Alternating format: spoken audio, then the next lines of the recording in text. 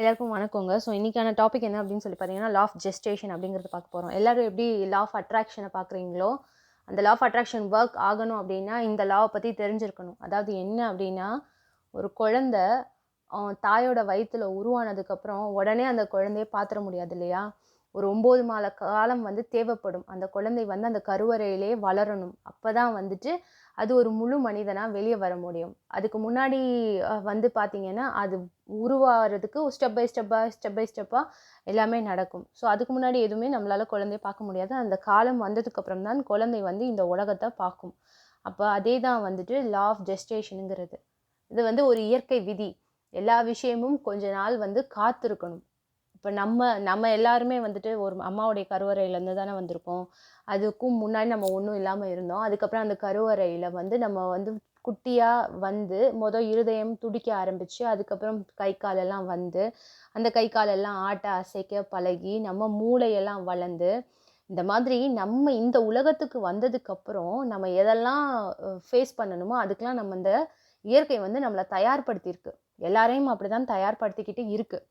So அப்படிங்கிறப்ப இந்த உலகத்துக்கு தேவையான விஷயத்துக்கு வந்து நம்மளை கற்றுக் கொடுக்குது. நம்மளோட இயற்கை வந்து நம்ம கருவறையில் இருக்கும்போதே நமக்கு என்னெல்லாம் தேவையோ இந்த உலகத்துக்கு வந்ததுக்கப்புறம் அதெல்லாம் நமக்கு கற்றுக் கொடுக்குது. அப்போ அதுக்கான காலம் வந்து அவ்வளோ தேவைப்பட்டிருக்கு. அதுக்கப்புறம் நம்ம வெளியே வந்ததுக்கப்புறம் இன்னும் நிறைய விஷயங்கள் நம்ம கற்றுக்குவோம். ஸோ இயற்கையிலே என்ன விதி இருக்குது அப்படின்னா, காத்திருக்கணும். எல்லாத்துக்குமே காத்திருக்கணுங்கிறது வந்து இயற்கையில் ஒரு விதி இருக்குது. இப்போ இந்த லா ஆஃப் அட்ராக்ஷன் உங்களுக்கு வேலை பார்க்கணும் அப்படின்னா, லா ஆஃப் அட்ராக்ஷன் நீங்கள் ஏதோ ஒன்று ஈர்க்கணும் அப்படின்னு நினைக்கிறீங்க, உங்களுக்கு ஏதோ ஒன்று நடக்கணும் அப்படின்னு நினைக்கிறீங்க அப்படின்னா, உங்ககிட்ட என்ன விஷயம் இருக்கணும் அப்படின்னு பார்த்தீங்கன்னா, பொறுமையாக இருக்க நீங்கள் பழகிக்கணும். எல்லாமே ஒரு ஹரிபரியில் கேட்டோடனே கிடச்சிடணும், ஐயோ எனக்கு இப்போ கிடைக்கலையே, இப்போ நடக்கலையே அப்படிங்கிறத கொஞ்சம் விடுங்க. ஏன்னா அந்த மாதிரியெல்லாம் நீங்கள் பண்ணும்போது உங்களுடைய இருதயம் படபடக்க ஆரம்பிச்சிடும். படபடக்கும் போது எதுவுமே தெளிவாகவே யோசிக்க முடியாது. எந்த இடத்துல படபடப்பு இருக்கோ அங்கே வந்து மூச்சு திணறல் அந்த மாதிரி விஷயங்கள் எல்லாம் நடக்கும். மூச்சு வந்து சீராக இருக்காது. அப்போ வந்து உங்களோட லைஃப் ஸ்பேன் வந்து ஆட்டோமேட்டிக்காக கொஞ்சம் கம்மியாக ஆரம்பிச்சிடும். நம்ம ஆல்ரெடி லைஃப் ஸ்பேன் கேல்குலேஷன் ஒரு விஷயம் பார்த்துருக்கோம். அதில் என்னென்னா, ஒரு நிமிஷத்துக்கு நீங்கள் வந்து 15 நிமிஷம் மூச்சு விடுறீங்க அப்படின்னா உங்கள் லைஃப் ஸ்பேன் வந்துட்டு ஒரு 90 இயர்ஸ் இருக்கும். ஸோ அந்த மாதிரி நீங்கள் வந்து இந்த மாதிரி கோவமாக இருக்கும்போதோ ஹரிபரியாக இருக்கும்போதோ உங்களுடைய மூச்சு வேகம் வந்து அமைதியாக இருக்கும். அமைதியாக இருக்காது. அமைதியாக இருக்கும்போது தான் வந்துட்டு உங்களால் வந்து எல்லா விஷயத்தையும் நல்லா ஈஸியாக அட்ராக்ட் பண்ண முடியும். ஸோ பொறுமை ரொம்ப முக்கியம்.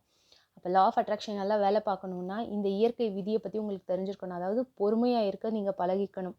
பொறுமையாக இருக்கும்போது தான் அந்த தாய் வயிற்றுலேருந்து அந்த குழந்தை வந்துட்டு வர்றதுக்கான ஒரு நல்ல ஒரு மனநிலை இருக்கும்.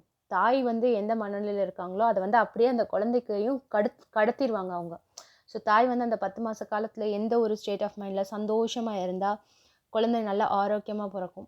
தாய் வந்து சரியாக சாப்பிடாம எந்நேரமும் ஒரு டிப்ரெஷனில் இருந்தாங்கன்னா பிறக்கிற குழந்தையும் வந்துட்டு பிறக்கும் போதுலேருந்தே கோவப்படும் அதிகமாக. ஸோ இந்த மாதிரி விஷயங்கள்லாம் வந்துட்டு நடக்கும். அதனால் என்றைக்குமே வந்துட்டு ஒரு ஒரு கூலான ஒரு ஸ்டேட் பொறுமையோடு இருங்க. ஓகே, எது நடந்தாலும் ஃபஸ்ட்டு அக்செப்ட் பண்ணிட்டீங்கன்னா பொறுமை தன்னால் வந்துடும்.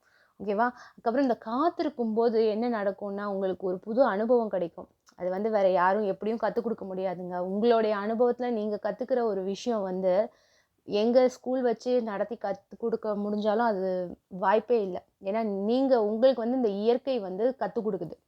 இப்போ என்னோடய லேர்னிங் வேறு மாதிரி இருக்கும், உங்கள் லேர்னிங் வேறு மாதிரி இருக்கும். இந்த மாதிரி ஒவ்வொருத்தவங்களோட லேர்னிங்கும் வேறு மாதிரி இருக்கும். ஒரு அனுபவம் வந்து புது புது அனுபவம் கிடைக்கும்.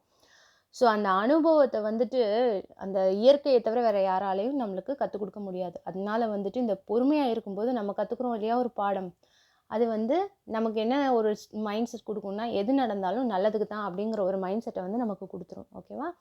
ஸோ நம்ம சேனலை சப்ஸ்கிரைப் பண்ணாதவங்க சப்ஸ்கிரைப் பண்ணிக்கோங்க. மீண்டும் நெக்ஸ்ட் வீடியோவில் பார்ப்போம்.